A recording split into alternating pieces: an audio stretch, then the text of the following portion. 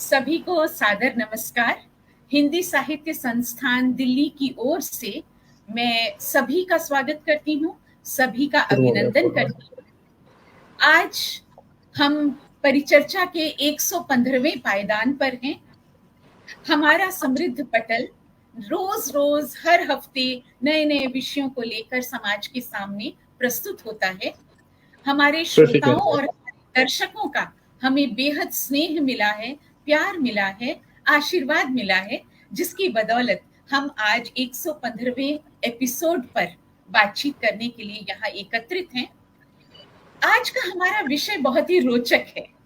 रोचक इसलिए है कि समाज में हम देखते हैं कि विभिन्न नौकरियों में नौकरी करने वाले लोग एक आयु के उपरांत रिटायर होते हैं। हमारे समाज में रिटायरमेंट को ज्यादातर लोग कुछ नेगेटिविटी से, कुछ नकारात्मकता से लेते हैं और मुझे ये कहने में बिल्कुल गुरेज नहीं है कि जब किसी रिटायर्ड व्यक्ति से हम मिलते हैं, उनमें मैं भी हो सकती हूँ, हम पूछते हैं और कैसी कट रही है।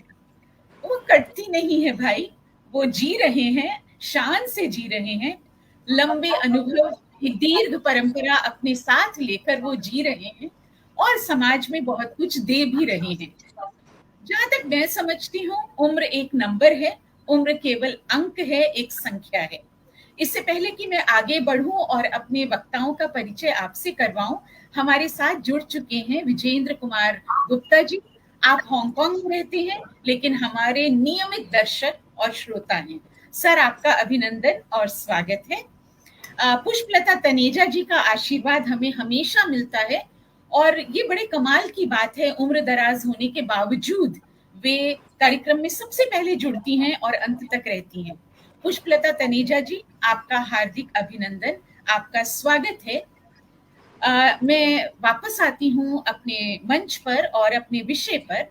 तो आज क्या आप रिटायर हो गए हैं, इस विषय पर हम बातचीत करने जा रहे हैं।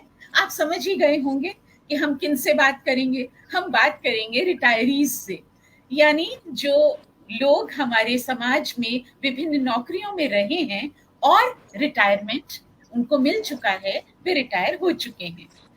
तो आज मैं अपने सम्मानित वक्ताओं से आपका परिचय करवाते हुए गर्व का अनुभव कर रही हूँ, क्योंकि मैं अभी नौकरी में हूँ, तो मैं भी कुछ अनुभव लेना चाहती हूँ कि रिटायरमेंट के बाद आखिर कैसा फील होता है, कैसे हम महसूस करते हैं। और शोभा दीदी जो हैं वो नमस्ते कर रही हैं, क्योंकि उनका सब कैमरा सेट हो चुका है। सबसे पहले आप ही का अभिनंदन करती हूँ, स्वागत करती हूँ श्रीमती शोभा मिश्रा जी। आपने वर्षों तक, लगभग 40 वर्षों तक एक शिक्षिका के दायित्व को निभाया है। आपको रिटायर हुए कुछ समय हो गया है, लेकिन आज भी आपके साथ काम करने वाले लोग, शिक्षिकाएं, कर्मचारी, शिक्षक, प्राचार्य आपकी सलाह लेते हैं, आपके अनुभव का लाभ लेते हैं और वे बच्चे तो आपको कभी भुला ही नहीं सकते जिनको आपने पढ़ाया। और बड़े गर्व के साथ मैं ये भी कहना चाहूंगी, बताना चाहूंगी सभी को कि आपने हिंदी विषय को इतने रोचक और इतने सार्थक ढंग से बच्चों को पढ़ाया कि बच्चे आज भी हिंदी की बात जब होती है तो श्रीमती शोभा मिश्रा मैडम का मुंह देखते हैं, उनका सानिध्य प्राप्त करना चाहते हैं। आपने रिटायरमेंट के बाद क्या किया, ये तो एक पहेली है अभी, इसके लिए कौतूहल बनाए रखिए और हम आगे बढ़ते हैं। अब दूसरे वक्ता का स्वागत करते हैं। आप हैं श्री धर्मेंद्र शर्मा जी। आप भी शिक्षक हैं, खेल के शिक्षक आप रहे हैं और आप सब समझ ही सकते हैं इनको बुलाने का क्या उद्देश्य रहा होगा हमारा, कि आप खेल के शिक्षक जब थे, रिटायरमेंट के बाद भी आपने किस प्रकार से समाज में फिजिकल और मेंटल हेल्थ के प्रति लोगों को जागरूक किया है। कौन से ऐसे काम किए हैं आपने जो रिटायरमेंट के बाद लोगों के बीच आप इतना लोकप्रिय हैं। इसलिए आपका भी स्वागत है हमारे सम्मानित वक्ता के तौर पर श्री धर्मेंद्र शर्मा जी। और इसके बाद अपनी तीसरे वक्ता का मैं स्वागत करना चाहूंगी श्री अम्बरीश चंद्र गुप्ता जी। आप बैंक अधिकारी हैं, अधिकारी रहे हैं और वर्षों तक, लगभग 37-38 वर्षों तक बैंक की सेवा करने के बाद बैंकर की जिंदगी शिक्षकों की जिंदगी से थोड़ा भिन्न होती है, क्योंकि उनका जो कार्य का समय होता है वो बहुत अधिक होता है, और जहां मनी मैटर्स होते हैं वहां प्रेशर भी ज्यादा होता है। प्रेशर सब जॉब्स में होता है, लेकिन जहां पैसों की बात आती है, और आपने जो दौर देखा है वो डीमोनेटाइजेशन का भी देखा है, और आपने जनधन खाता खुलवाने वाला समय भी देखा है, तो बहुत सारे तनाव के बीच आपने नौकरी की है और बहुत अच्छी तरह की है। और नौकरी करने के बाद, रिटायरमेंट के बाद आप क्या कर रहे हैं, ये फिर एक कौतूहल का विषय है। तो आपका भी अभिनंदन है, आपका भी स्वागत है श्री अमरीश चंद्र गुप्ता जी। आप हमारे वक्ता के तौर पर आज पधारे हैं। तमाम हमारे जितने श्रोतागण, जिनमें मैं कुछ का नाम जरूर लेना चाहूंगी, श्री संजय पोद्दार जी हमारे बीच हैं, आप सभी का अभिनंदन कर रहे हैं। श्रीमती मधु मोहिनी उपाध्याय जी हमारे बीच हैं, आप अंतर्राष्ट्रीय स्तर की कवयित्री हैं।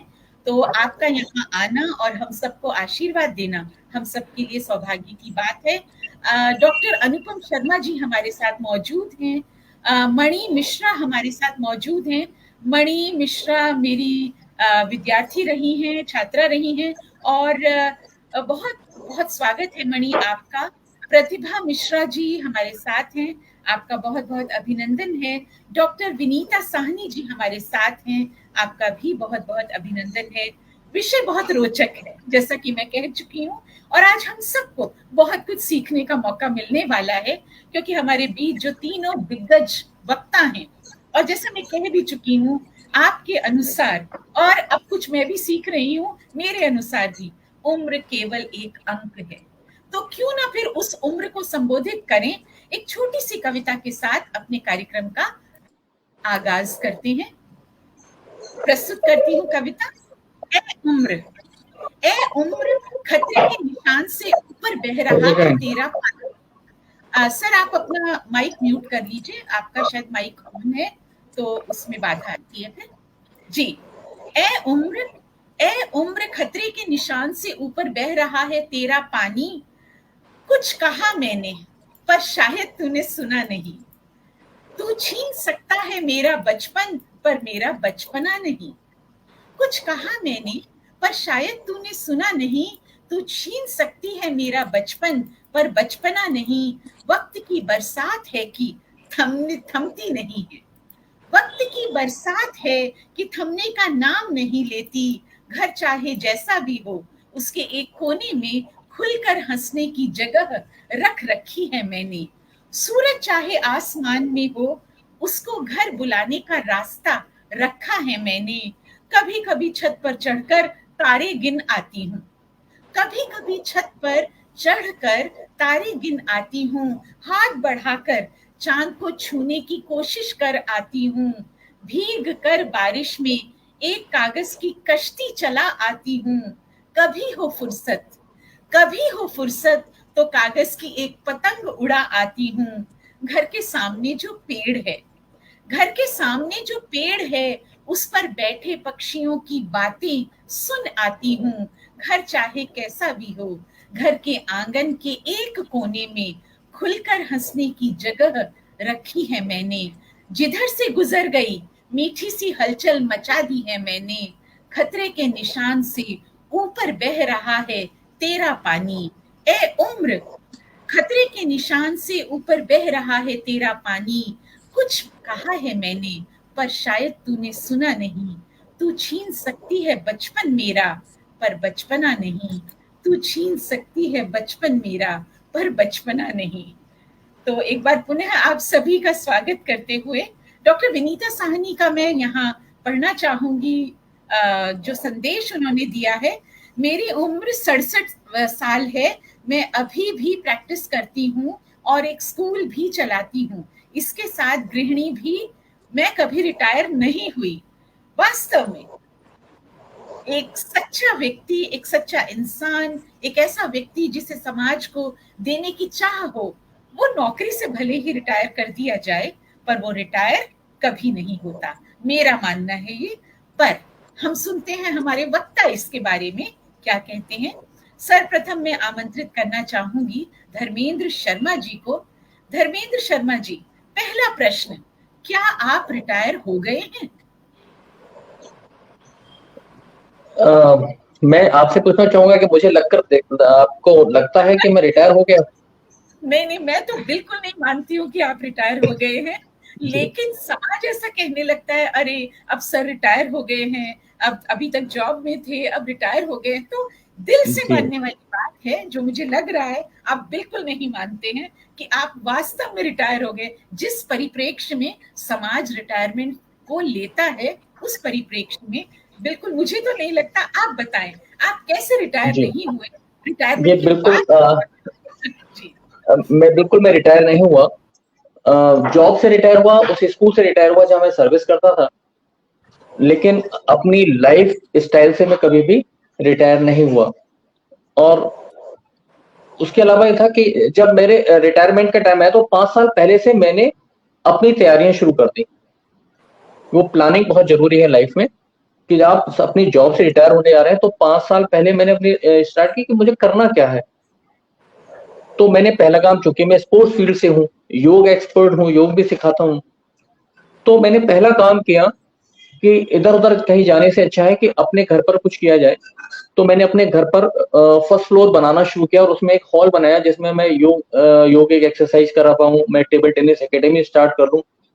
तो ये प्लानिंग शुरू कर दी, इंस्टेड ऑफ दिस कि मैं मुझे कहीं नौकरी करनी है दोबारा से।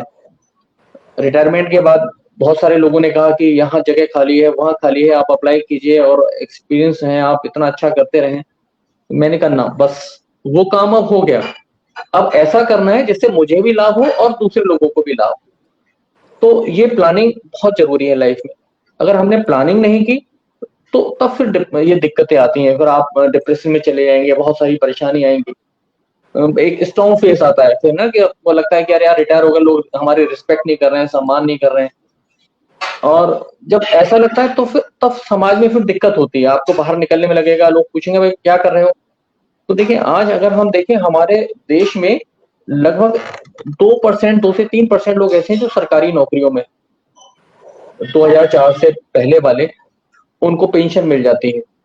तो रिटायरमेंट के बाद उनके पास एक वो है कि साहब हमको 30,000, 40,000, 50,000 पेंशन मिल जाएगी। जो हायर एजुकेशन में या हायर पोस्ट पर हैं उनको और भी ज्यादा। जैसे मैं जानता हूँ कि अगर एजुकेशन यूनिवर्सिटी और डिग्री कॉलेज की बात करूँ, तो आज जो टीचर्स रिटायर होते हैं तो more than 1 lakh rupees pension they are getting. तो उन्हें कुछ प्लान करने की जरूरत नहीं है, उसको सोचते हैं कि अरे हमको तो बहुत मिल रहा है, बच्चों के पास जाकर कनाडा रहेंगे, अमेरिका रहेंगे। लेकिन 2% के अलावा लोग तो प्राइवेट नौकरी ही कर रहे हैं, उनके पास तो कोई साधन है नहीं पेंशन का। तो उनको क्या है, उनको प्लानिंग करनी चाहिए कि उसके बाद की लाइफ हमें कैसे जीनी है। अब जरूरी नहीं है कि वहां अर्निंग मस्ट है, अर्निंग इतनी जरूरी नहीं है। अर्निंग के साथ साथ हमारे हम समाज के लिए क्या कर सकते हैं, हम अपनी पहचान जो हमारी बनी हुई है उसको कैसे बनाए रख सकते हैं। मैं फिजिकल एजुकेशन टीचर था, पूरे शहर में बरेली में सबसे senior most physical education teacher रहा। बहुत सारे लोग जानते थे। धर्मेंद्र सर जहां जाते हैं सब लोग पहचान जाते हैं, अरे धर्मेंद्र सर आ गए, तो वो सम्मान देते हैं। तो वो सम्मान बनाए रखने के लिए कुछ करते रहना पड़ेगा। अगर हम उस फील्ड से गायब हो जाएंगे तो फिर हम कैसे अपने आप को करेंगे। तो रिटायर ही नहीं होना है।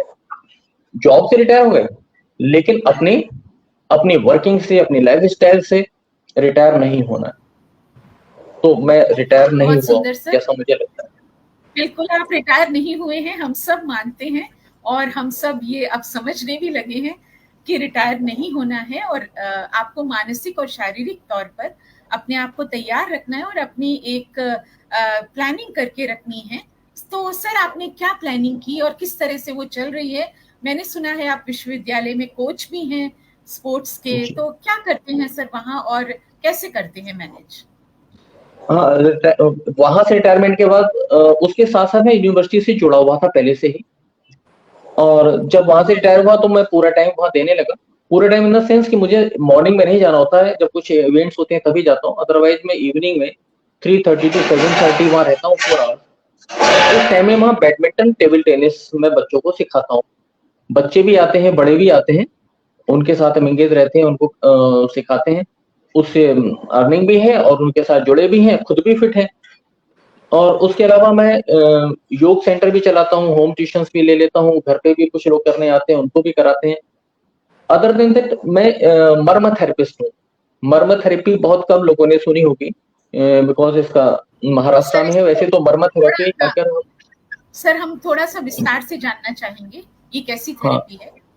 जी जी, मर्म थेरेपी की अगर हम बात करें तो हमारे अगर हम सनातन में पीछे लौट जाएं, तो कहते हैं उस समय भी होती थी कि हमारे जो ऋषि मुनि होते थे वहां होते थे कि उन्होंने टच किया और जो है वो आराम हो गया। तो हमारे शरीर में 107 मर्म पॉइंट्स होते हैं, इसे हम मर्म बिंदु कहेंगे या प्राण बिंदु कह लें। अच्छा। तो ये बड़ी महत्वपूर्ण चिकित्सा है।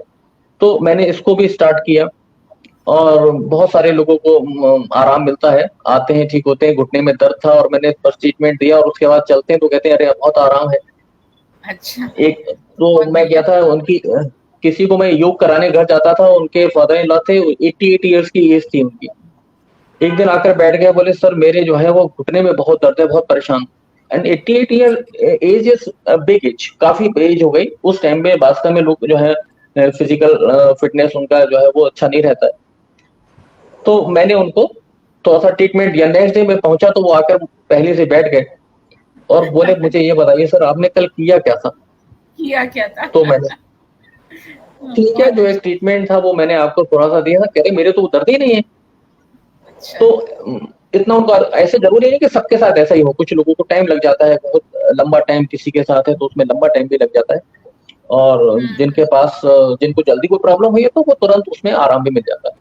तो इस तरह की बहुत मतलब इवन फीवर भी ठीक हो सकता है, आपको लंग्स की प्रॉब्लम है, बहुत सारी ऐसी प्रॉब्लम जो है वो ठीक हो जाती है।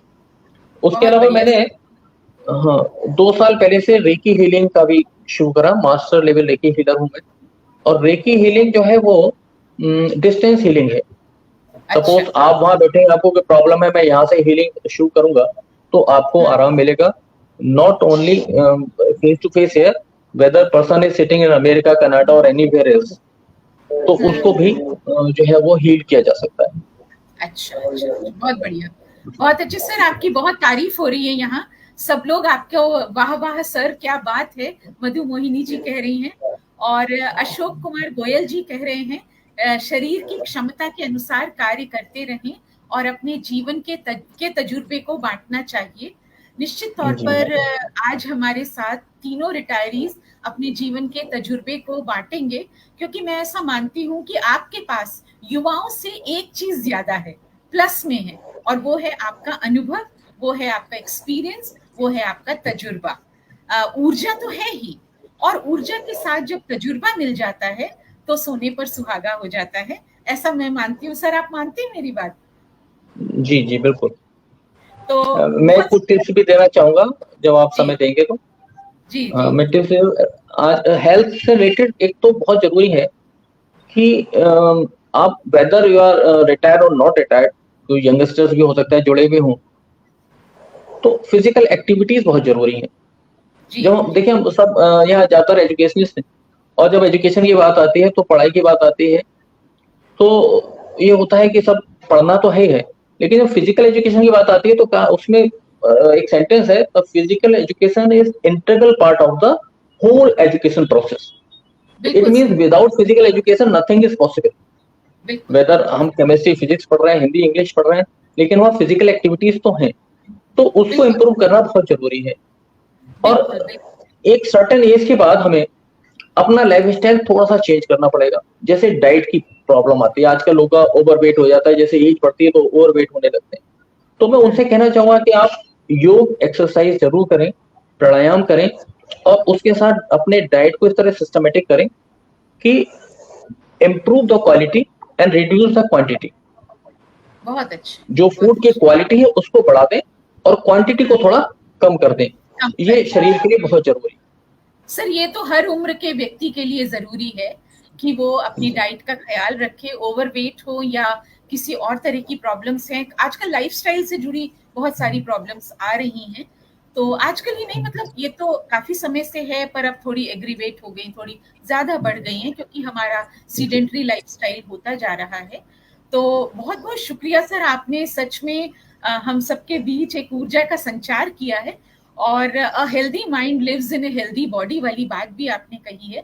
फिजिकल एक्टिविटीज से हमारा माइंड एंड सोल भी एकदम दुरुस्त रहता है और एकदम मतलब किसी भी कार्य को करने के लिए तैयार रहता है, क्योंकि बॉडी तो गवर्न होती है माइंड से ही, और हमारे पास एक सोल है जो बहुत ही पवित्र है, आत्मा है हमारी, आत्मा और शरीर और मस्तिष्क तीनों का जब मिलाप होता है तब हम एक अच्छा काम कर पाते हैं। योग की परिभाषा भी कुछ ऐसी ही है। तो सर मैं आपके पास फिर आऊंगी वापस। अब मैं चलती हूँ शोभा मिश्रा जी के पास, जिन्हें मैं बहुत बहुत प्यार से शोभा दी कहती हूँ। मेरी अग्रजा हैं और बहुत मेरे लिए सम्मानित है व्यक्तिगत तौर पर। वर्षों से मैं उनको देखती आ रही हूँ, इतनी ही मनमोहक वे आज से 15-20 साल, पता नहीं सदियों से वे इतनी ही मनमोहक लगती रही है मुझे, और आज भी अपनी सुंदर भाषा, सुंदर काया और सुंदर शब्द जो आप अभी सुनने वाले हैं उनके साथ हमारे बीच उपस्थित हैं। तो शोभा दी, बहुत बहुत प्यार से मैं ये पूछना चाहूंगी, वही प्रश्न है, क्या आप रिटायर हो गई हैं?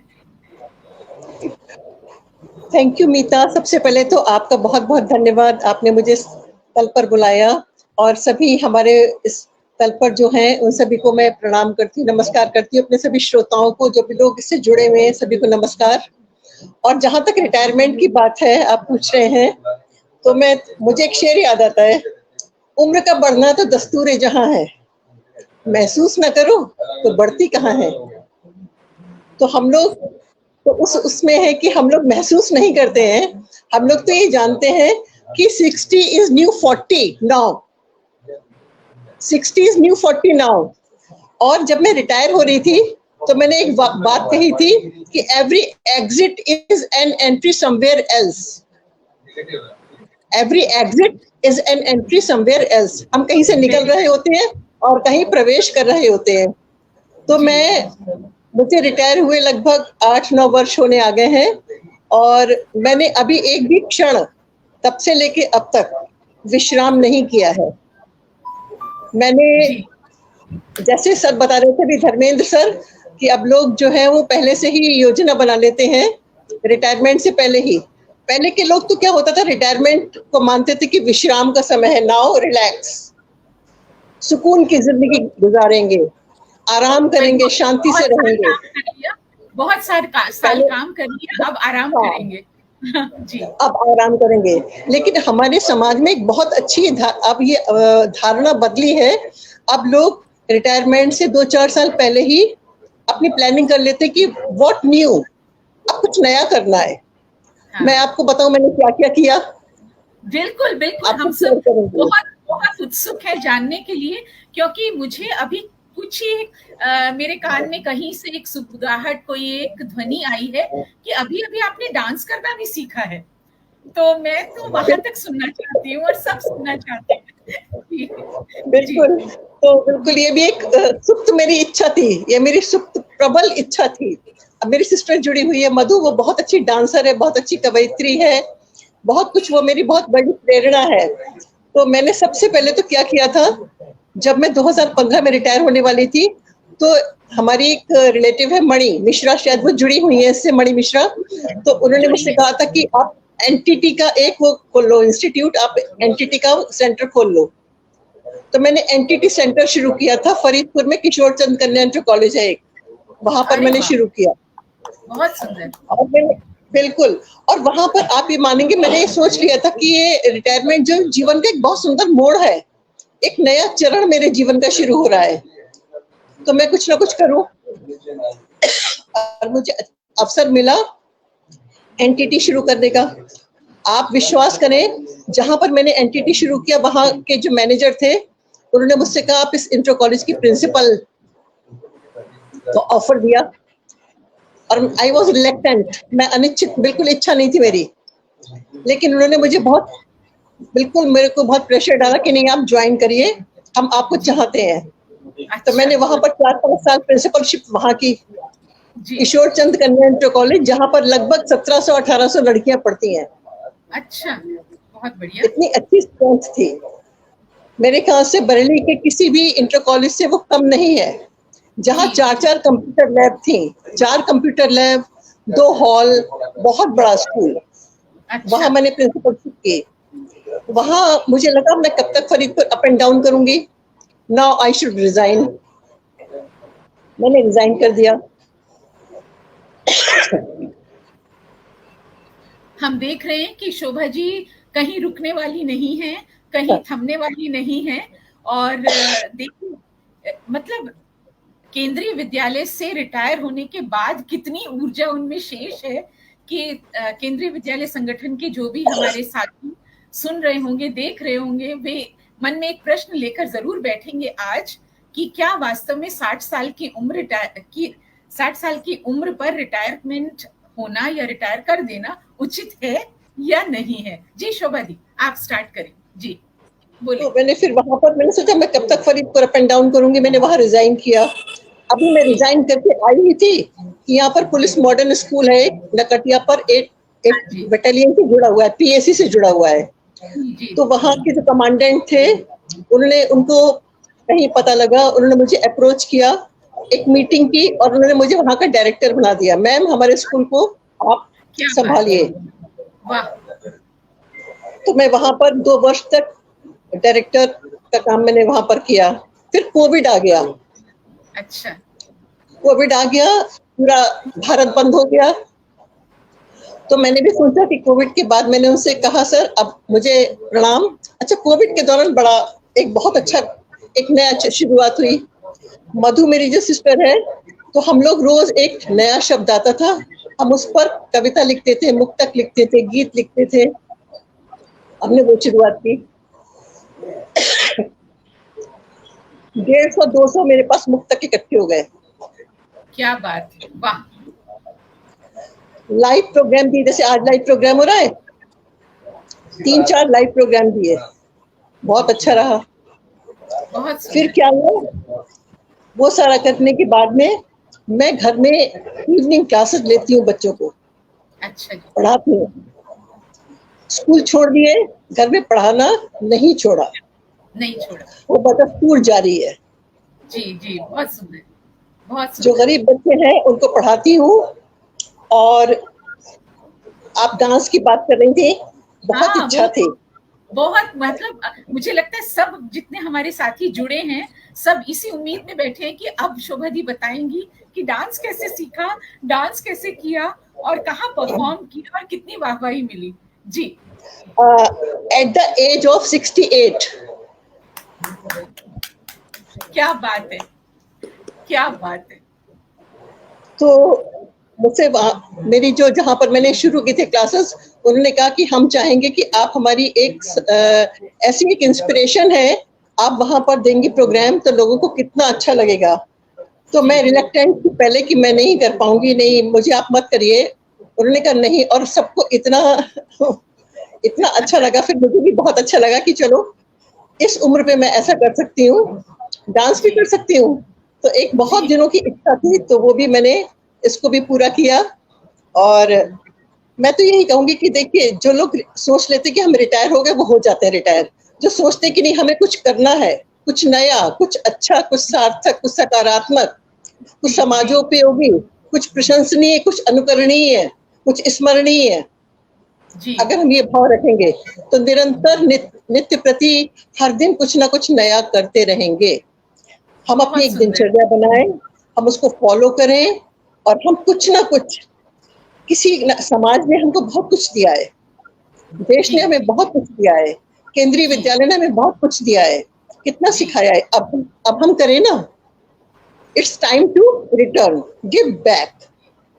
बिल्कुल बिल्कुल। तो वो अब जो गिव बैक करने का टाइम है, तो हम जो कुछ भी हमारे पास, चाहे हमें ABCD आती है ना, शिक्षा के क्षेत्र में तो हम कभी भी मान ही नहीं सकते कि हमें कुछ आता है, हम तो अभी अल्पज्ञ हैं।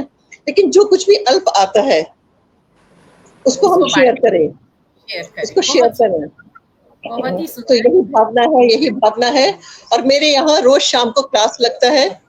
मेरे बच्चे इतने ट्रेंड हैं कि अगर मैं रेस्ट भी कर रही होती हूँ तो वो अपने आप आके, मेरी टेबल है, चेयर्स है, उनके लिए पता है, वो लाइट ऑन करते हैं, फैन ऑन करते हैं, बैठ जाते हैं।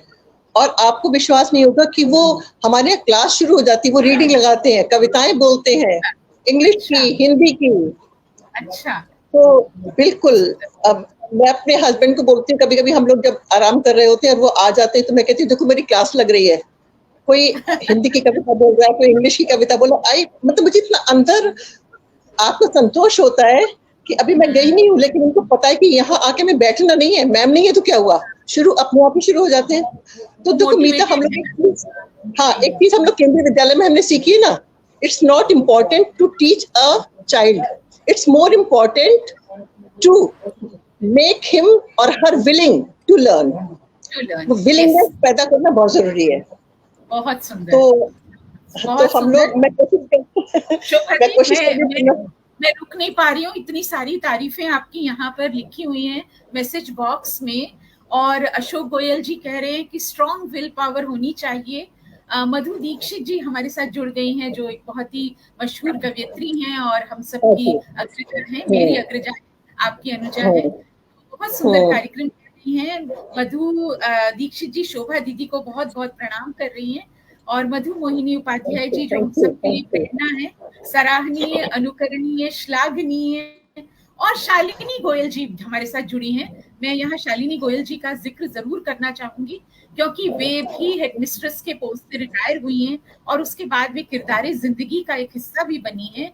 और वे आज की डेट में रिटायरमेंट के बाद टीटी खेलती हैं, बैडमिंटन खेलती हैं, और वे इंटरनेशनल लेवल पर कई अवार्ड्स जीते हैं, कई मेडल्स उन्होंने जीते हैं। और डॉक्टर अनुपम शर्मा जी कह रही हैं कि प्राउड ऑफ यू मम्मी। मुझे लगता है ये आपकी डॉक्टर इन लॉ है मेरी। हाँ, मेरी पुत्री है, मैं पुत्र बधू तो है, लेकिन पुत्री है मुझे, बहू नहीं बेटी। तो अनुपम शर्मा जी, आपका बहुत बहुत अभिनंदन है, आप यहाँ आई हैं और अपनी सासू माँ समान माँ को आप देख रही हैं। और निश्चित तौर पर आप तो घर में उनसे बहुत कुछ प्राप्त करती होंगी। अब थोड़ा बहुत हम भी सीख रहे हैं उनसे और जानने की कोशिश कर रहे हैं। आप दोनों ने अभी तक ये कहा कि रिटायरमेंट से पहले कुछ योजनाएं मन में होनी चाहिए, रिटायरी को एक योजना बनाकर चलना चाहिए। मैं अपना व्यक्तिगत अनुभव आपसे साझा करना चाहूंगी। जब मेरे हस्बैंड रिटायर हो रहे थे, तब मेरी बड़ी ननद ने मुझसे कहा, मीता गुड्डू रिटायर हो रहा है, तुझे बहुत तंग करेगा। तो अब मेरे मन में ये बात थी कि अब रिटायर हो रहे, क्योंकि कोविड के समय में रिटायर हुए वे। तो रिटायर हुए, पहला दिन बीता, मैंने सोचा आज तंग करेंगे, दूसरा दिन बीता, तीसरा दिन बीता, चौथा दिन बीता, हफ्ता बीता, 15 दिन बीते, महीना भर बीता।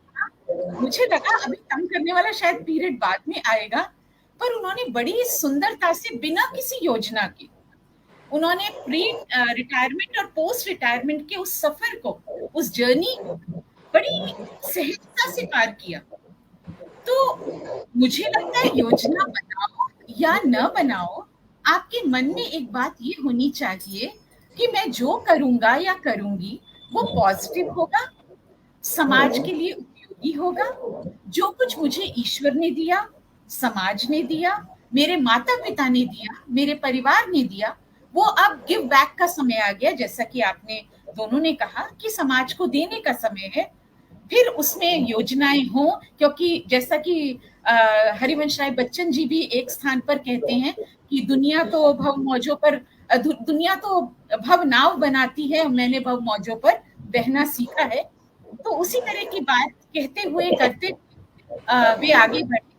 और अब मैं अपने तीसरे वक्ता की ओर बढ़ रही हूँ। श्री अम्बरीश चंद्र गुप्ता जी, आपका स्वागत है। और वही प्रश्न है मेरा तीनों से कि क्या आप रिटायर हो गए हैं? जी, नमस्कार। मैं आपके प्रश्न से ही थोड़ा सा असहमत हूँ। अच्छा जी। रिटायर शब्द जो है वो यहाँ कुछ गलत हुआ। मैं इसको कहूँगा सुपर एनुएशन। सुपर एनुएशन, बिल्कुल सही। रिटायरमेंट तो मेडिकल ग्राउंड्स पे हो सकता है, रिटायरमेंट जो है वॉलंटरी रिटायरमेंट सर्विसेज हो सकती है।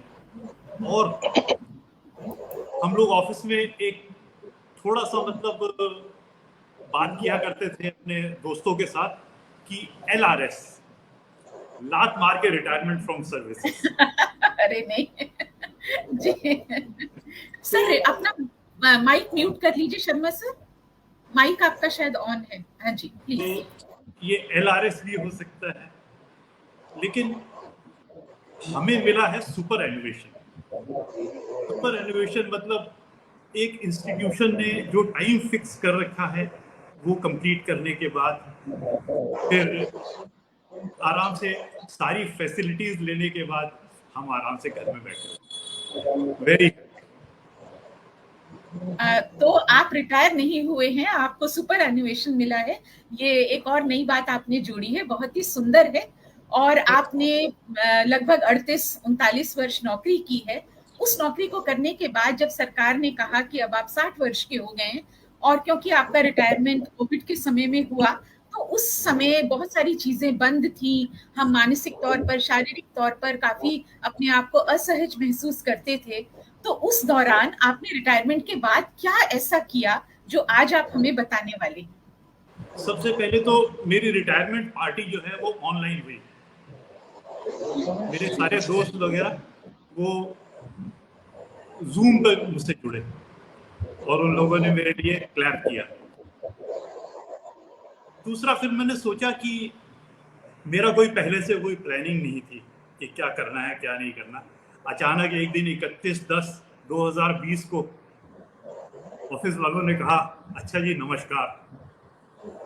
मैंने भी कहा चलिए नमस्कार। कुछ दिन पहले मैंने एक नई बढ़िया सी गाड़ी खरीदी थी जो ऊपर से खुलती थी, तो मैंने उससे सिर बाहर निकाल करके उनको कहा नमस्कार और बाय बाय। उसके बाद मैं घर आ गया। मैंने बिल्कुल नहीं सोचा कि मुझे क्या करना है क्या नहीं करना। घर आकर के कुछ दिन चलता रहा ऐसे ही, धीरे धीरे कुछ करना है कुछ करना है कुछ करना है। फिर मुझे लगा कि मैं वापस अपने बचपन में लौटता हूँ। बचपन में ऐसा होता था कि हमारे पिताजी जो है वो लाइब्रेरी से बुक्स इशू करा के लाते थे अपने आप पढ़ने के लिए। और उस समय हम लोगों का बचपन का समय, पिताजी तो जो है बहुत ही खूंखार हुआ करते थे, उनके सामने तो बोलने की हिम्मत ही नहीं पड़ती थी। वो जो किताब इशू करा के लाते थे वो दिन में पढ़ते थे और रात में मैं उनकी किताब गायब करके उनसे पहले निपटा दिया करता था। मुझे पढ़ने का शौक जो है बचपन से रहा। मैंने रिटायरमेंट के बाद उसी शौक को आगे बढ़ाने की कोशिश की। बुक्स खरीदी, पढ़ी और चलता रहा। मैंने सोचा कुछ लिखा भी जाए। जो बुक में पढ़ता था उसका एक रिव्यू लिखा करता था छोटा सा, से 500 वर्ड्स। हिंदी में ज्यादा घुसने की मैंने कोशिश नहीं करी क्योंकि मेरी पत्नी जो है वो हिंदी की ज्ञाता है। मैंने कहा जबरदस्ती कंपटीशन हो जाएगा घर में, तो इसलिए मैं हिंदी से पीछे हट गया और मैंने अपनी भाषा को, इंग्लिश को अपनी भाषा बनाई। अब तक मेरी लाइब्रेरी में करीब 150 इंग्लिश की बुक्स हैं और मैं काफी पढ़ता हूँ। करीब 3 से 4 घंटा रोज अपनी बुक्स को देता हूँ। और एक हिंदी की किताब भी आपके रिव्यूज कहाँ पर हैं? एक हिंदी की किताब भी आपने पढ़ी, तो हम जानना चाहेंगे कौन सी किताब आपने हिंदी की पढ़ी? मैं नाम भूल गया। नाम भूल गया? अच्छा, कोई बात नहीं। तो आपने जो रिव्यूज लिखे हाँ, जो, अच्छा किताब पहले मैं रिव्यूज जब लिखा करता था तो पेन से रिव्यूज लिखता था। मुझे कंप्यूटर को टाइप करने में फिर काफी परेशानी हुआ करती थी। बाद में किसी ने मुझे सिखाया कि वॉइस टाइपिंग हो सकती है, मेरे लिए बहुत आसान हो गया। मैंने फिर अपने रिव्यूज जो है वॉइस टाइप करना शुरू किया और उसके बाद में उसको फेसबुक पे डाला। लेकिन शायद इंग्लिश बहुत लोग नहीं पढ़ते हैं और बहुत लोग नहीं पढ़ना चाहते हैं, मुझे नहीं मालूम। अगर मुझे 10 लाइक्स मिल जाते तो मैं बहुत खुश हो जाता था कि चलो डबल फिगर्स में तो पहुंचा। चलिए, तो फेसबुक के साथ साथ क्या आपने रिव्यूज और भी कहीं डाले? हाँ, मैंने सुना है आप ब्लॉगिंग करते हैं। फेसबुक के साथ साथ मैंने एक अपना ब्लॉग बनाया, guptaamrish.blogspot.com। उसमें जो है अपने रिव्यूज लिख के डालता रहा। और एक है goodreads.com, ये एक रीडर्स का वर्ल्ड वाइड कॉमन प्लेटफॉर्म है जहाँ से आप बुक्स के बारे में अच्छी इंफॉर्मेशन गैदर कर सकते हैं। अगर आपको कोई बुक पढ़नी है तो उससे पहले वहाँ पर देख लीजिए क्या है क्या नहीं है। और अगर आप मैंने भी अपने रिव्यूज जो है जो लिखे वो goodreads.com पे डाले और मुझे वहाँ पर भी काफ़ी क्या वही 5-6 लाइक्स मिले। मुझे इस बात की बड़ी शिकायत है कि नहीं, लाइक्स का जमाना ठीक है, लाइक्स और व्यूज के लिए लोग जिंदा रहते हैं, लेकिन जब हम कोई अच्छा काम करते हैं, क्योंकि किताबों से बढ़कर कोई अच्छा मित्र नहीं होता है, तो जब हम कोई अच्छा काम करते हैं तो ऐसे में हम इस बात का बिल्कुल भी मलाल ना करें, ना दुखी हो इस बात के लिए कि आप के पास व्यूज नहीं है। तो मुझे लगता है अम्बरीश गुप्ता जी का संपर्क हमसे टूट गया है। क्या आप मेरी आवाज सुन पा रहे हैं? हाँ बिल्कुल, आपकी आवाज आ रही है मेरे पास। हाँ, मुझे भी आपकी आवाज आ रही है, पर अम्बरीश गुप्ता जी शायद हमसे संपर्क उनका टूट गया है, तो हम अपनी बात को आगे बढ़ाते हैं। और शोभा जी, आप आज समाज को क्या संदेश देना चाहेंगी और आप क्या बताना चाहेंगी कि किस प्रकार से समाज और अधिक प्रेरित हो? और एक बुजुर्गों के सम्मान की बात भी आती है। ये बात बिल्कुल ठीक है कि रिटायर होने के बाद हम बहुत अच्छा काम कर रहे हैं, तो युवा पीढ़ी के प्रति हम अपना जो दायित्व है उसका निर्वहन जीवन भर करने के बाद भी आगे भी कर रहे हैं।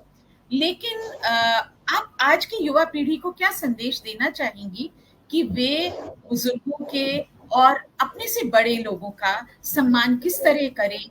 जब कोई रिटायर होता है तो वो बहुत संवेदनशील हो जाता है, छोटी छोटी बातों पर वो हाइपर इमोशनल होता है, तो उनको भी थोड़ा सा ये पता होना चाहिए कि हम अपने माता पिता को या अपने बुजुर्गों को किस प्रकार से हैंडल करें। तो कुछ आप टिप्स देना चाहेंगे इस बारे में? हाँ, मैं कुछ पंक्तियों के माध्यम से कहना चाहूंगी। बिल्कुल सिंपल सी पंक्तियां हैं जी, कि हम जो जीवन के इस पड़ाव पर आए हैं, तो मैंने शुरुआत की है और उसको बिल्कुल सिंपल तरीके से मैं कह रही हूँ। अपने बचपन की उच्चंचलता को, अपने बचपन की चंचलता को भरपूर जीकर, अपने यौवन की उच्चंचलता को घूट घूट पीकर उम्र में हम और आगे बढ़ गए हैं। कहने को है हम बुजुर्ग, पर हम चमचमाते हीरे हो गए हैं। क्या बात है, क्या बात है, क्या बात। हम चमचमाते हीरे हो गए हैं। और अब आगे क्या है, लोग समझते हैं ना कि बूढ़े हो गए तो अब इनको एक कमरा दे दो, वहां पर ये सोएंगे, लेटेंगे, कुछ काम नहीं करेंगे। आपकी बात पर मुझे याद आती है वो कहानी चीफ की दावत। अगर आपने भी पढ़ी, भीष्म साहनी की, और उसमें वे मतलब माँ का क्या करें, माँ का क्या होगा, माँ कहाँ रहेगी जब चीफ आएंगे। तो ये कहानी उस मतलब मार्मिक ढंग से लिखी गई है, और वास्तव में माँ का क्या होगा प्रश्न जो है वो बड़ा हॉन्टिंग सा प्रश्न है। और हाँ जी, मैंने बीच में रोक दिया आपको, सॉरी, आप अपनी कविता पूरी करें। अम्बरीश गुप्ता जी, आपके पास हम लौट कर आते हैं। सॉरी मैडम, बीच में कट गया था, मैं जरा आउट। कोई बात नहीं। शोभा जी, कविता जी। तो हम उसी बात को आगे बढ़ाते हैं कि कहने को है हम बुजुर्ग, पर हम चमचमाते हीरे हो गए हैं। वाह। और अभी भी बहुत कुछ सार्थक करने का जज्बा है हम में बाकी। अभी भी बहुत कुछ सार्थक करने का जज्बा है हम में बाकी। अभी भी बहुत कुछ अच्छा करने का, कहने का हौसला है हम में बाकी। खोज ही लेते हैं कुछ न कुछ सकारात्मक करने का अवसर हम साथी। हम कोई मुरझाए फूल नहीं, वरन छायादार सघन वट वृक्ष हो गए हैं। कहने को है हम बुजुर्ग, पर चमचमाते हीरे हो गए हैं। और हम रिटायर नहीं हुए। बिल्कुल रिटायर नहीं हुए हैं। फिल्में बनाती थी ना, गोल्डन एज और डायमंड, उनकी जुबली बनती थी, गोल्डन जुबली, डायमंड जुबली। तो हमारी गोल्डन जुबली हुई है, डायमंड की तरफ बढ़ गए हैं। बहुत सुंदर, और बहुत बिल्कुल सुंदर, बहुत सुंदर, बहुत सुंदर। शोभा जी, आपके लिए बहुत सारे संदेश हैं यहाँ। विनोद अग्निहोत्री जी कह रहे हैं शानदार शोभा जी। पूनम शर्मा जी आ गई हैं हमारे साथ, मेरी बहुत ही अच्छी मित्र हैं और सहेली हैं, वे ग्रेट कह रही हैं। कुंवर सेन जी अति सुंदर कह रहे हैं। विनोद अग्निहोत्री जी वाह वाह कह रहे हैं। और शालिनी जी, मैं गलत बोल गई थी, आप टीटी खेलती हैं, मैंने शायद बैडमिंटन बोल दिया था, तो वो त्रुटि सुधार कर रही हूँ। आप कह रही हैं कि नौजवान को चाहिए कि आप सब अपने बुजुर्गों के साथ समय बिताएं और उनकी बातों को इसलिए न सुने क्योंकि वे बड़े हैं, बल्कि इसलिए सुने क्योंकि उन्होंने आपसे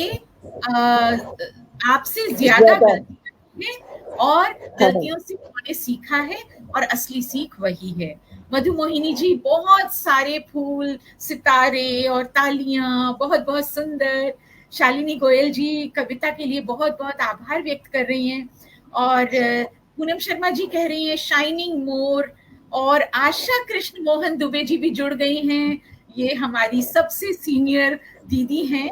और ये भी, और ये कह रही है छायादार बात रिक्शा बन गया है, शानदार शोभा, क्या बात है, लाजवाब, बधाइयां। तो इतनी सारी तारीफों के साथ हम बात अधूरी रह गई थी। अमरीश गुप्ता जी के पास वापस चलते हैं, इनका संपर्क टूट गया था हमसे। तो आप किताबों की बातें कर रहे थे। मैंने सुना है आपने ग्लोब भी खरीदा है। ग्लोब खरीदने के पीछे क्या कारण था? जी, आवाज आ रही है मेरी?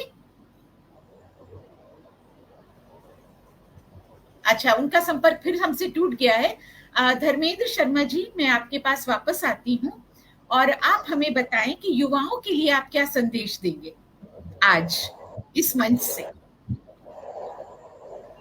युवाओं के लिए मैं संदेश ये देना चाहूंगा कि पढ़ाई तो बहुत जरूरी है ही है, without education nothing is possible, लेकिन उसके साथ साथ वो फिजिकल एक्टिविटीज भी जरूर करें। 24 आवर्स हमारे पास हैं, 24 आवर्स में हम पढ़ नहीं सकते, खाली खेल नहीं सकते, हमें बहुत सोना भी है, सब कुछ करना है। तो अगर आप 8 घंटे पढ़ते हैं, 10 घंटे पढ़ते हैं, तो 1 घंटा फिजिकल एक्टिविटीज के लिए जरूर निकालें, चाहे वो आप मॉर्निंग वॉक करने चाहें, चाहे आप किसी एक्सपर्ट के अंदर उस गाइडेंस में योग और प्राणायाम करें, या कुछ और ऐसी एक्टिविटीज करें, डांस क्लासेस जाएं, म्यूजिक क्लासेस जाएं। जैसे अभी बात चल रही थी डांस की, तो मैं आपको बता दूं कि जिस दिन मेरा रिटायरमेंट था 31 मई को स्कूल में, सॉरी 8 मई को, 23 को, तो सभी टीचर्स रोते हुए जाते हैं, सब स्कूल नौकरी छूट गई, अब कैसे करेंगे, क्या करेंगे। मैंने सबको देखा है कि स्पीच देते थे बहुत इमोशनल हो जाते हैं और क्राई करने लगते हैं। मेरे रिटायरमेंट में एक सरप्राइज प्राइज था, सबको मैंने डांस किया। अच्छा। और वो भी इलेक्ट्रिक लाइट्स पूरे शरीर पर लगाकर, और जो याराना का अमिताभ बच्चन का सॉन्ग है सारा जमाना, उसके मैंने डांस किया। सारा जमाना। जी जी, तो बिल्कुल उसी स्टाइल में मैंने लाइट्स वगैरह लगाकर मैंने डांस किया अपने रिटायरमेंट पार्टी पर। तो सब लोगों ने बहुत एंजॉय किया और जो है वो सब इंतजार कर रहे थे कि सर अब भावुक होंगे। तो मैंने उनको यही समझाया कि मैंने जिंदगी में रोने के लिए कुछ भी नहीं है, हमेशा आगे बढ़ने के लिए, कुछ करने के लिए है। मैं यहाँ से जा रहा हूँ, इसका मतलब मेरी नई पारी कुछ शुरू हो रही है और कुछ और अच्छा मेरी लाइफ में होने वाला है। तो हमें हमेशा यही सोचना है, आगे आगे हमारी लाइफ में कुछ और अच्छा होने वाला है, हमें इसी तरह से काम करते रहना चाहिए और युवाओं को भी इसी तरह बढ़ना चाहिए।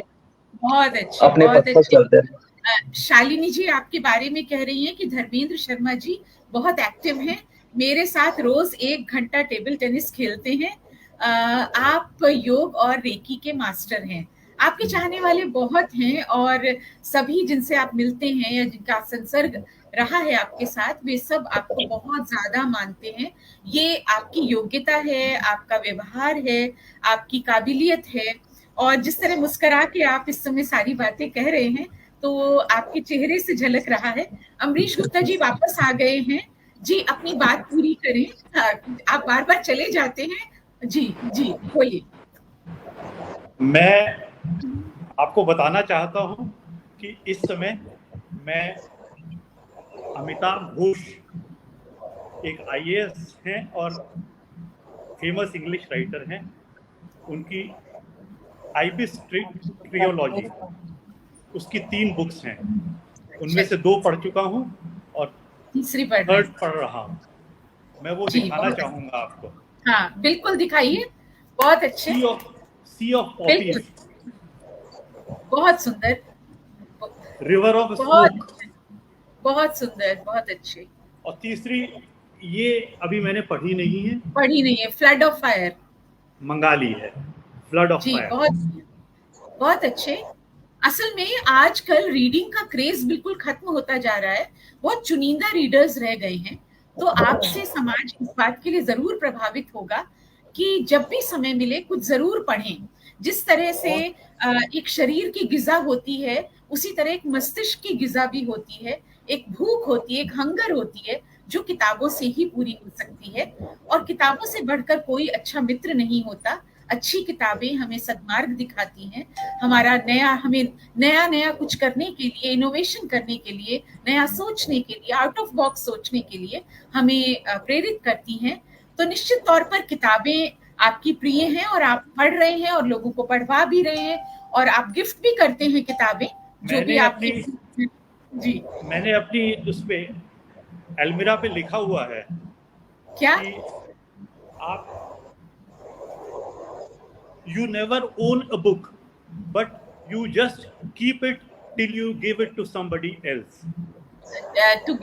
जब तक आप किसी दूसरे को वो किताब नहीं देते तब तक आप उसको अपने पास रखते हैं, लेकिन आपकी वो किताब कभी नहीं होती, वो चलायमान है। उस ज्ञान को आगे बढ़ाइए। बहुत सुंदर, बहुत सुंदर। स्वागत है, जो मुझसे किताब लेना चाहे उसका स्वागत है। बिल्कुल, आप चाय भी पिलाएंगे घर में और किताब भी गिफ्ट करेंगे, ये अच्छी बात है। तो हमारे साथ जितने भी दर्शक श्रोता जुड़े हैं, काका भारतीय जी अभी जुड़े हैं, स्तुति झा जी जुड़ी हैं अभी अभी, गुरुदीन वर्मा जी हमारे साथ जुड़े हैं अभी अभी। आप सबका अभिनंदन है। और गुप्ता जी ने कह दिया है कि घर आइए, चाय भी पीजिए, चाय भी अच्छी बनाते होंगे, और चाय भी पीजिए और किताब भी गिफ्ट में लेके जाइए। मैं ग्लोब की बात पूछ रही थी आपसे कि आपने बताया था कि आप ग्लोब खरीदा है, आपने क्यों ग्लोब खरीदा? एक्चुअली जब मैंने बुक्स पढ़ना शुरू किया अभी 2020 के बाद, तो मुझे ये लगता था कि अलग अलग कंट्रीज के बारे में अलग अलग बुक्स में बात होती है, अलग अलग स्टोरीज में अलग अलग कंट्रीज, अलग अलग सिटीज, अलग अलग आइलैंड्स के बारे में बात होती है। तो मुझे ऐसा लगा कि मुझे मालूम होना चाहिए कि ये सब कहाँ है। तो इसके लिए फिर मैंने एक ग्लोब खरीदा और उस पर मैं कोशिश करता हूँ मार्क करने की। उस ग्लोब पे मैंने काले पेन से बहुत सारे निशान बना दिए हैं। मुझे ऐसा लगता है कि मैं वहां सब घूम चुका हूँ। बहुत सुंदर। अभी शोभा दी ने कहा था कि अपने बचपन को दोबारा से जीना है, तो हम बचपन में ग्लोब लेके घुमा करते थे क्लासरूम में। टीचर्स हमारे कहते थे जाओ टीचिंग एड रूम से ले आओ ग्लोब, तो वही ग्लोब आपने खरीदा है, ये बहुत ही सुंदर बात है। मैं वही ग्लोब 63 साल की उम्र में खरीदा है। 63 साल की उम्र में ग्लोब खरीदा है, बहुत अच्छी बात है। तो जो हमारे साथ युवा जुड़े हैं वे इस बात के लिए प्रेरित जरूर हों कि आप भी ग्लोब खरीदें। ग्लोब खरीदने का मतलब एक बॉल जैसी चीज खरीदना नहीं है, बल्कि आप सारे संसार के बारे में उससे जान सकते हैं, विभिन्न शहरों के बारे में, विभिन्न देशों के बारे में। तो अब मैं आप ही के पास वापस आ रही हूँ गुप्ता जी, और आप मुझे ये बताएं कि आज की इस परिचर्चा में आप हमारे दर्शकों को, श्रोताओं को, युवाओं को क्या संदेश देना चाहेंगे? मेरे पास बहुत ज्यादा कुछ तो कहने के लिए नहीं है, लेकिन मैं इतना जरूर कहना चाहूंगा कि live life to its full.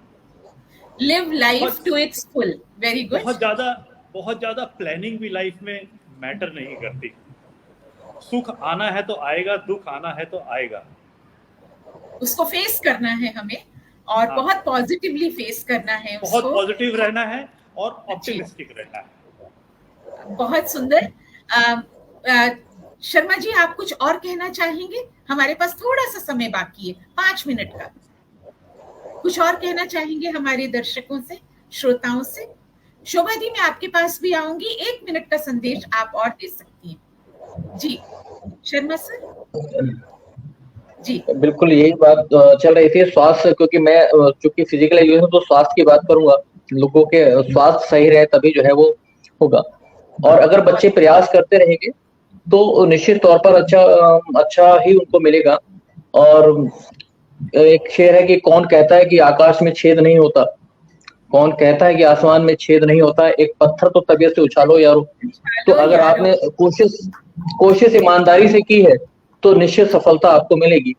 और युवाओं के लिए तो सबसे महत्वपूर्ण समय पढ़ाई है, बच्चों के लिए पढ़ाई है, और जो उनसे बड़े हैं उनके लिए है कि अपने जीवन यापन सही से करें, और जो भी बिजनेस सर्विस कर रहे हैं उसको ईमानदारी से करें, क्योंकि ईमानदारी से किया गया काम वो हमेशा रिटर्न होकर आता है, मल्टीपल रिटर्न आते हैं उसके।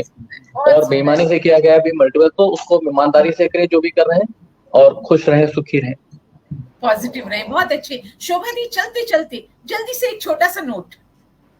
मैं बोल दूंगी और मैं कह दूंगी अभी सभी से कि कंधों से कह दो झुकना है मना। हम लोग यही ठान ले अभी मन में, कंधों से कह दो झुकना है मना, अभी बोझ उठाने की शक्ति बाकी है दिल में। क्या बात है, क्या बात। कदमों से कह दो रुकना है मना, अभी मंजिल पर पहुंचने की इच्छा बाकी है दिल में। गलत फहमी है जमाने को कि बूढ़े हो गए हैं हम, अभी बहुत कुछ करने का जुनून बाकी है दिल में, अभी बहुत कुछ करने का जुनून बाकी है दिल में, अभी समाज को बहुत कुछ देने का जज्बा, इच्छा बाकी है दिल में। और इसी इच्छा से कि हम समाज को कुछ दे पाए, हम लोग टीचर्स हैं, सर भी बैंक में रहे हैं, आप भी इंस्ट्रक्टर हैं, तो हम सब लोग कुछ दे पाए, कुछ अच्छा कर पाए। यही आज इस परिचर्चा का मेरे ख्याल से निष्कर्ष निकला है कि रिटायर हो गए हैं लेकिन not tired, retired but not tired, still working and working. बहुत अच्छे। थैंक यू, आपको बहुत धन्यवाद। जी, मैं एक छोटे से कोटेशन से अपनी इस परिचर्चा का समापन करना चाहूंगी। Retirement is a major transition that changes your roles, your routines, your relationships and your assumptions about yourself and the world. Just बहुत स्मूथली उस चेंज को लेना है। यहां से वहां कुछ भी दूरी नहीं है, जैसे हैं वैसे बने रहिए।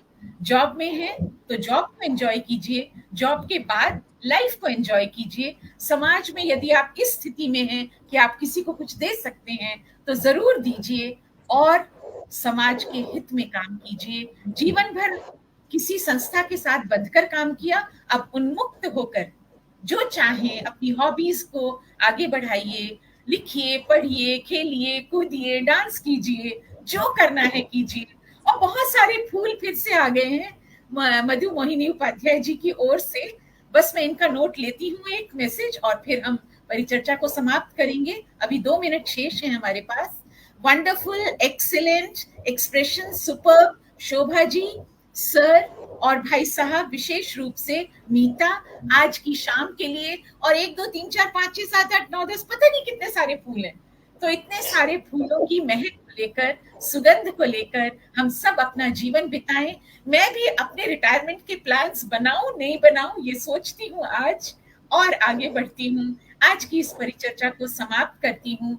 सभी श्रोताओं का, दर्शकों का आभार, सभी संयोजकों का आभार, और विशेष आभार हमारे तीनों वक्ताओं का, शोभा मिश्रा जी, धर्मेंद्र शर्मा जी और श्री अम्बरीश चंद्र गुप्ता जी। आपका आभार, आभार, आभार। समाप्त करती हूँ। अगले सप्ताह फिर मिलेंगे। अगले सप्ताह हम बात करेंगे रंगमंच की, थिएटर की, और हमारे साथ बड़े दिग्गज रंगकर्मी जुड़ने वाले हैं। सभी से अनुरोध है कि जुड़े, इस परिचर्चा में अपनी सहभागिता करें, हमें सुने, और उन सब विषयों पर सोचें जिस पर समाज आज या तो सोचता नहीं है, या सोचकर भी नहीं सोचने का भ्रम पालता है। तो आइए, जुड़िए। अगले सप्ताह ठीक 7 बजे रविवार को, दिन होगा रविवार, डेट होगी 7 अप्रैल 2024। आभार, धन्यवाद, thank you. Thank you, thank you.